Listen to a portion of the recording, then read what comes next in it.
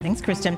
Well, take a look at this video. This was sent in by our CBS 6 viewer, morning viewer, Tammy Wiley. She says she was with her family out at Folly Beach, South Carolina last Thursday when they saw a water spout and started recording.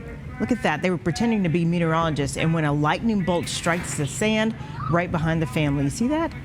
Tammy says it was a scary moment. I can imagine. Wow. I bet that clap of thunder was scary too. Look at that.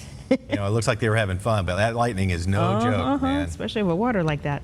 Ooh. What do you think, Julie? Oh, I just want to see it over and over I know, again. right? It's one pretty good shot. Wow. Oh my gosh.